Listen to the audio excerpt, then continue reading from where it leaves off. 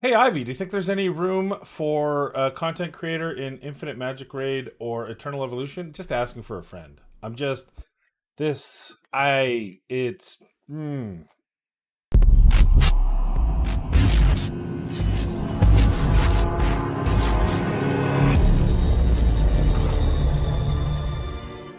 Hello and welcome back to the channel. I am Mad Camper, and this is another video on Raid Shadow Legends. And I watched about a minute and a half of this, and I thought, no, no, no, no, no, no, oh, no, no, no, no, no, no, no. This is a great opportunity to do a video, a reaction of what's next in Raid, which will probably, I'm guessing, going to be in the new year. They might tell me, I don't know. By the way, in case you're wondering, I don't even know why I'm in the content creator program anymore. I got 4 epic books, 3 million silver, 1,000 energy, and 1,000 gems. Yeah. Uh, it costs 800 gems to do. I've already gone through this. That's not enough for me to make one of my videos of the I built them so you don't have to. Uh, Not even close. But that's all I get because the advanced information and the ability to collaborate prior to releases is not a thing. Just so you know, we're not beta testers in the content creator program. We're shills, and here I am to earn my keep. So this is a brand new video about Artifact Ascension. You saw it in the little snippet, and I'm just gonna react. Hey everyone, welcome to our new update preview where we'll be highlighting Artifact Ascension. Hear the name and you'll automatically think of Champion Ascension, and you wouldn't be far off. While there are obvious differences between champions and artifacts, the core idea is the same, drawing out the latent power of your artifacts to make you stronger. With Artifact Ascension, each artifact you ascend will receive additional stat bonuses. To do this, you'll need to spend a new resource called Oil, which you can think of as somewhat similar to affinity potions. However, you don't need to Oil, because like oil, this seems really greasy. worry about matching affinities or rating different keeps on different days to get specific oils. You only have to get one kind of oil, and it's available in one dungeon. You'll need to be at least level 38 to start using Artifact Ascension, and keep in mind, it's geared towards upcoming endgame content, which will really ramp up the difficulty. As for existing dungeons, you won't need Artifact Ascension if you're already clearing them with these, but All right, what I already see is we go up to 25. Potion dungeons can't be past 15, but this dungeon's going to be 45. Now I also see. Well, let's keep going a little bit. it'll help make grinding for artifacts So, all right, get off the closed caption. So 10 to 12, 7 to 9, 3 to 5. 6-star, 5-star, 4-star, you think? Superior, greater, lesser. Maybe it'll be like the first one, just like Ascension, where the first ones are cheaper, probably greater. It's probably going to be greater and superior oil, but you're going to get 5 each. So keep in mind 3 to 5 each. So average of 4, but Plarium rules probably average of 3.5. So let's see for how much Ascension gonna. that much quicker. As for accessories, you won't be able to ascend them just yet. You will in the future though, so stay tuned. Now, God. let's get into the mechanical meat and potatoes. Yeah. Artifacts must be at least rank 4 and be upgraded to Yeah. level 12 if you want to ascend them. Rarity doesn't matter, so you could ascend a common artifact if you really wanted to. The oil needed for Ascension comes in 3 types. Rarity doesn't matter. This is a 6-star common, so I don't know if it's just the star power. Ascend to level 6, 50, 100, and 140. And that's just, that's to go immediate. I'm guessing that's an instant, right? Now, we got to keep watching this because that's a common. Is it going to matter? It says it doesn't matter what the rarity is, but does it matter on the cost? So that's 50, and you're making an average of, say you're a miracle worker and you get 10 in a row of 5. Probably not. You're going to get 4, so that's 40. So 10. So you're looking at about 12 to 13 tries of getting just the superior. The top potion is a greater or superior. I can never remember which one. Greater, I think. Which means you're probably going to have to do 20 run. Okay, let's keep going. So you could ascend a common artifact if you really wanted to. The oil needed for Ascension comes in 3 types: lesser, greater, and superior. Lesser oil will get your artifacts to Ascension levels 1 and 2, greater for levels 3 and 4, and finally superior to get levels 5 and 6. Like with Champion Ascension, the stars on your artifact will turn from gold to purple as you ascend. And that's it. You don't need silver So rank 5 artifacts. There we go. Is there or other give me resources 6. to ascend. Just that. Okay. So that's what you need for, so it's just based on rank, not about rarity. 100 superior, no, 100, yeah, 100 superior, greater, 100 greater, 50 superior. When it's 5 and I think it was 7 to 10, right?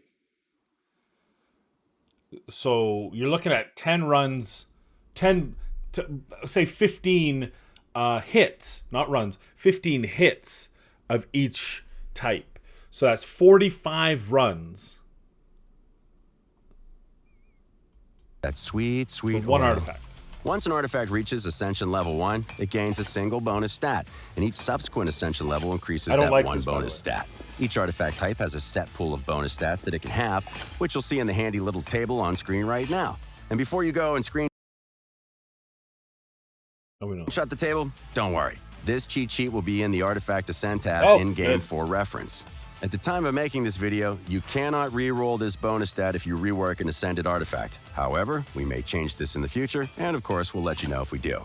So that's the basics of Artifact Ascension covered. Now, grab your flaming artifact. However, we may change this. Does this mean you can get... Does this mean you can get... It can be any Ascension bonus and you can't re-roll. So your defense here, but the Ascension bonus could be attack. Which might not be bad, right? Because, for example, if I'm making a nuking champion, I can get really good stats on a shield, and then I can get an attack bonus on that shield, which will give me more attack for my nukers. So I like that idea. I'm trying to decouple the fact that the cost of this thing, which is going to drive me insane, I'm going to rant about at some point, and I'm just looking at the mechanics of it. So the mechanics of it, at first I thought this was garbage, but in actuality it can work to your advantage. Defensive champions putting it on attack and vice versa. Boots, if you get extra percentage, like you have attack percent boots and you get speed bonus, those sort of things. So that, I mean, it's RNG, which means you could ascend one. It doesn't work. You can't even chaos aura it. Problem. In the future, and of course, we'll let you know if we do. So that's the basics of Artifact Ascension covered. Now, grab your flaming torches and let's delve into the new dungeon where all that precious oil is kept. Come back here. So that's of Artifact torches, and let's delve again. 25. So 7 to 9, right? And we needed 100, and we needed 50 to fully level a rank 6. Plus 150, right? So 15 runs on average, about 15 runs. So about 45 runs at 20 energy, right? Are we doing the math here? So that's 900 energy average. Now I bet you it's weighted towards getting the lesser oils. That's 900 energy per artifact. Count how many artifacts you have by 900 energy. So 6 artifacts, and then imagine accessories will be the same. So we'll say 9 artifacts when they open up the other piece. 9 things is going to cost you like 9,000 energy to do one champion fully. Not to mention, if you get the wrong stat roll, you might have to reconfigure everything to try to get the right stat roll. But we only can get a maximum of 130 energy. This is okay. Let's keep going. Delve into the new dungeon where all that precious oil is kept. The Sand Devil's Necropolis. The Necropolis' guardian, the mighty and terrible Al-Name the Sand Devil, is pretty different to bosses you fought in raids so far. He's got skills that will ignore your defenses. He can withstand almost any attack, but he also likes napping on the job. Unlike Raid's other bosses, the Sand Devil is susceptible to sleep, and using this debuff will be crucial to send this devil to his eternal rest. Now, this is where I'd normally say, let's start from the beginning, but things are a little more complicated this time, so bear with me. Let's first dissect his passive skill, the appropriately named Rest for the Wicked. This makes the Sand Devil immune to any form of turn meter reduction, as well as all debuffs. Well, all debuffs except sleep. Once you make Al-Name go night-night, things start to get interesting. Once he's sleeping, he loses this incredible immunity to debuffs and turn meter reduction and becomes like most other bosses. This means you can do things like poison and place stat reductions on him, although crowd control debuffs like stun and freeze still won't work. This passive also massively reduces incoming damage to the Sand Devil, which only gets higher on later stages. We're talking up to a 75% damage reduction, so your toughest nukers will barely tickle this guy, unless you land loads of debuffs first. For every debuff you place on the Sand Devil, he loses 10% of that huge damage reduction, so focus on landing as many debuffs on him as possible once you put him to bed. Dreamless Sleep. All right, so we just talk about the fact, and we'll get to this thing in a second. The encumber, which was supposed to be removed from him, sleep debuffs are not removed. When he's attacked, decreases his slumber counter by 1 every time he's hit. When the slumber counter hits 0, removes any sleep debuffs and he fills his turn meter by 50%. Whenever a sleep debuff expires or is removed from him, he becomes immune to sleep for 1 turn. So you got to take 1 hit off him. The duration of slumber counter is 5 on 16 to 25. We don't care about 10 and 7, although for you new players. So let me just put this in perspective. This is kind of a neat mechanic. I'm not too bad about this, but this is, first off, I guarantee you a Siffy 10 times because she's going to be the guaranteed A1 sleep. But Thenisel, really good. Sleep sets have just become really good, right? Because then you can just put a champion chance to land sleep off of their A1. If they got a multi-hit A1, and if they got you put 2 characters in it just to make sure you can land sleep as much as possible. If you don't have Siffy or another champion with a huge A1, what's that, Canella? So sleep becomes, I do like this because sleep has been it's been a situationally good, like there's certain areas where you can use it. Obviously Kymar, right? Really good sleep buff. He strips, he sleeps, and it gives you a chance to move. But now in this case, it's an absolutely needed thing, which means sleep's going to be more important. That brings a whole kind of range of champions into the play. So again, decoupling my obvious screaming crappy parts about this. So far, so kind of El-Name's other sleep-centric passive is something you'll need to watch out for as well. The Sand Devil's a pretty heavy sleeper, so he won't instantly wake up when you hit him. Instead, he gains a special slumber counter when he goes for some shut-eye, with it ticking down by 1 every time. Wait, does Eleanarl have a sleep? Is that Eleanarl on the far left? Didn't even know. He's hit. Once it hits 0, or a sleep debuff on him expires, he'll awaken from his nap. The length of the slumber counter varies based on the stage you're on, with it starting at 10 from stages 1 to 5, with it going down as low as 5 by the later. No, they said stun and freeze don't work on him, but all other debuffs are fair game. Does that include turn meter?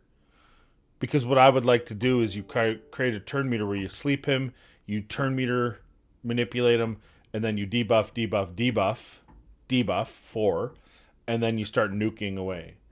Or does it automatically, did it automatically cleanse when the sleep counter's done? He cleanses everything? So do you have to just get that defense down weakened? So you have to have someone who puts both? Or someone like, I think Riho would be amazing because you can just boom, boom, boom, boom, boom. She puts all the debuffs on him and then you just nuke with 3 champions. Okay. All right. Stages. That means you've got the chance to land between 10 and 5 hits before El-Name gets up to see what's causing all that noise. When he finally rises from his slumber, don't expect to put him right back to bed. He becomes fully immune to sleep for 1 turn after he wakes up. So you'll need some proper coordination to place as many debuffs on him as you can. El-Name gets up to see what's causing all that noise. When he finally rises from his slumber, don't expect to put him right back to bed. It doesn't show. He becomes fully immune to sleep for 1 turn after he wakes up. So you'll need some proper coordination to place as many debuffs on him as you can before you can knock him out again. And now, his third and final passive, Soul Sustenance. Whenever El-Name attacks, he destroys 10% of the target's max HP. That's right, a flat 10% reduction. It's not based on the damage dealt to your team. So there's a ability that I use for only one champion that might be a lot better on your healers, which restores some of your max HP back. I have it on Ugo, but if you're going to bring in a true healer, I think Thenisel is like, it feels like Thenisel was made for this because he's one of the best AoE healers in the game. Probably second or third best right now. Plus he's got a sleep debuff, and he does have a strengthen buff on yourself, so you can actually survive more, right? So this is interesting, actually, really interesting. As all of his attacks target your entire team, this is pretty bad news. The suffering doesn't end there, though. Anytime your champions decrease the Sand Devil's turn meter, all of his attacks are AoE, which means anyone who has like Veil is going to be good here because it's going to mitigate damage. Norog going to be great. Bulwark is going to be great. Ally Protect, obviously. Chris, I mean, shocker. Chris good in an event. So their max HP will be destroyed by the same percentage. Yikes. But there is a silver lining whenever Al Name is asleep. HP. That's right, a flat 10% reduction. It's not based on the damage dealt to your team. Seeing as all of his attacks target your entire team, this is pretty bad news. The suffering doesn't end there, though. Anytime your champions decrease the Sand Devil's turn meter, their max HP will be destroyed by the same percentage. Yikes. But there is a silver lining. Just don't mess whenever with turn Al Name meter. is sleeping, any heal you receive will restore your destroyed HP, equal to the value of the heal. So bring a healer, and everything will be just fine. Oh, so that'll be fine. So you use a couple of cold hearts, and they lose 50% of their HP, which say they're 40,000. That's 20,000. Well, Thanasil can heal 25 to 33,000. I think I had him at about 33,000 AOE heal, so you can restore those right away. So okay. Okay, now let's turn to Al Name's active skills and see how they work alongside his passives. His first skill, Rage of the Sands, is an unpleasant AoE attack that places a decreased speed and a decreased accuracy debuff on your entire team. Make sure your champions have enough resistance. Oh, almost like Nari or the new guy, the one who's the current fusion guy, with their increased resistance might come in handy. As the last thing you want is your debuffs not landing on Al Name while he's snoring away. Want to know why? His second skill, Dune Tempest, removes all debuffs on him, heals him, and then attacks your entire team with Blades of Light and a howling gust of sand. But there's a catch. The damage dealt by this skill decreases based on the amount of debuffs Al Name removed from himself. So the more debuffs you manage to place on him, the weaker this move will be. Think of it going from a raging tornado to a light breeze. The heal he receives from Dune Tempest will also depend on the amount of destroyed HP on your team. The more HP you've had destroyed, the more HP the Sand Devil recovers. Yet another reason to bring a healer to this fight. Oh, that's going to be nasty. Finally, we have Feasting Swarm. For this skill, the Sand Devil unleashes a ravenous horde of locusts, dealing huge AoE damage that ignores shields, block damage, and unkillable buffs, as well as 100% of your champion's defense. This thing hurts and will likely wipe out your entire team if you aren't prepared. Fortunately, summoning a locust swarm is tiring work, so Al Name will instantly catch some Z's after this attack, giving you time to lick your wounds. Oh, and every time you place a sleep debuff on the Sand Devil, the current cooldown of this skill increases by 1 turn. With some careful planning, you'll be able to keep this Feasting Swarm at bay for a long time. So, interesting. How the devil do you win this fight? Timing and team composition are vital. I mean, I think there's smart enough people in Raid Shadow Legends that are going to figure that out. I think that's going to be a pretty... Once you kind of figure the champions, I'm thinking Thanasil right away. Obviously, Siphi's like A1 plus. But, even Kymar, be able to reset plus put people to sleep. I think a 2-turn sleep is probably better than 1 because it doesn't expire. So if you can extend that with a Godseeker and Neri, or if you have a 2-turn, that would be a bonus. Interesting. But plus, every time you place a sleep on him, it's going to get rid of that stupid AoE. Vital for surviving the Sand Devil's Necropolis. You'll need several champions capable of placing a sleep debuff on Al Name, and you'll need to time them just right. Putting him to sleep is the easy part. You'll need to be juggling placing other debuffs, reducing his innate damage reduction, and restoring your destroyed HP to succeed in this fight. Continuous heal buffs and passive skills that can heal your entire team will really lighten the load. Then there's the Slumber Counter. Bringing champions who can place debuffs on the Sand Devil without hitting him will be super useful, as these won't lower the Slumber Counter, meaning you can potentially land more hits. Finally. Oh, that's an interesting piece. So Draco becomes better. Mordecai for HP. I don't know if HP burn is going to be a thing with this guy, but Mordecai, anyone who places rather than attacks when they... That's interesting. I think that Riho is going to be one of the best champions in this because she brings a heal, she brings a cleanse, she brings immunity buff. She puts about 6 buffs on the champion. The stun won't count, but all the rest. I wonder if you can you block his heal when you put a heal reduction? You'll also need some way to survive the terror that is Feasting Swarm. Placing a revive on death buff on the champions crucial to your strategy will probably be your best bet. Cardial. that, as high defense won't stop these locusts chewing through your health. So, there you have it. Everything you need to know about Artifact Ascension and its accompanying dungeon. We can't wait to see you clash against the might of the Sand Devil and hope this guide will help you craft a winning strategy. As always, hit like, subscribe to see the latest about Raid, and we'll see you next time. Happy raiding.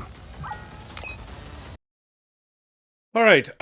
Let's split this into two things. I've got two opinions here. Let's split this into two. First off, let me make. I'm gonna make. Oh, hey. Oh, let me make me bigger.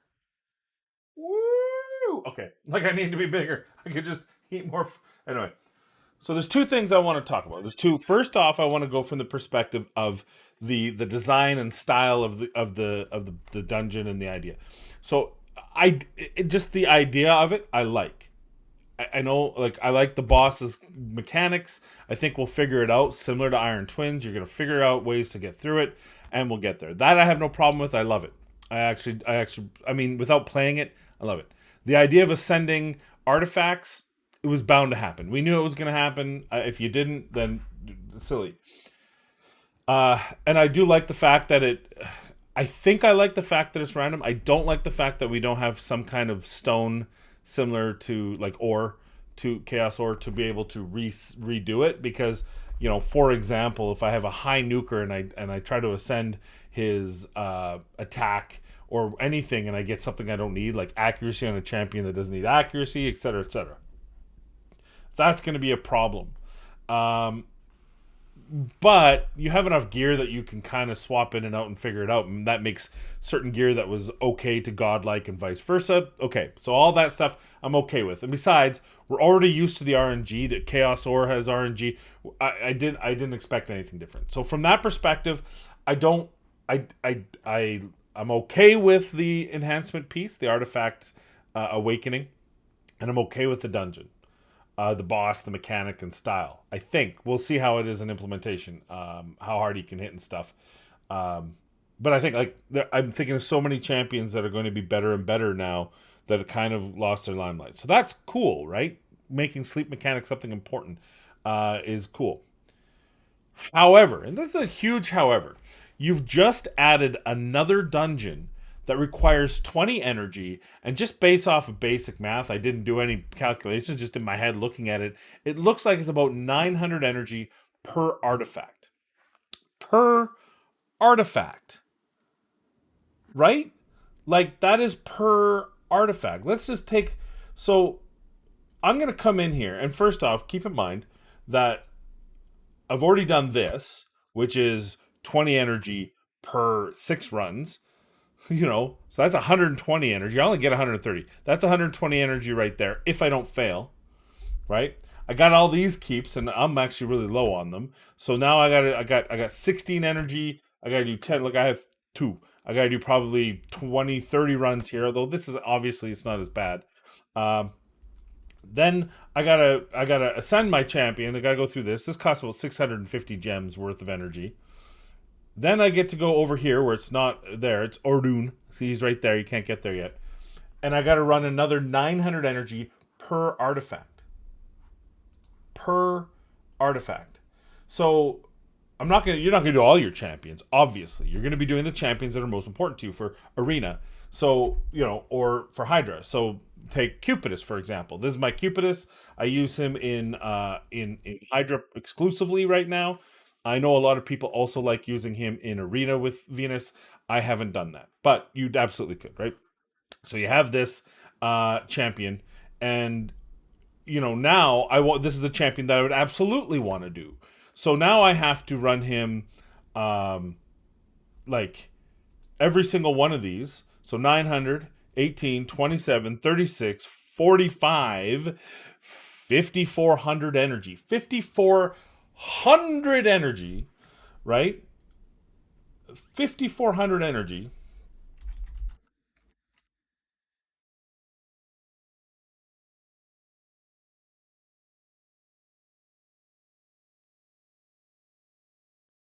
That's 41 run. That's 41 fills for 41 refills.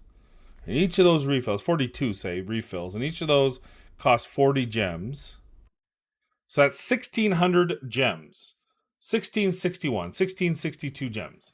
So say 1,700 gems, because you know you're going to get more of the minor potions than the oil than the major. So 1,600 energy. I'll round it down. Shit, I'm a lucky guy. I'll round it down. 1,600 energy.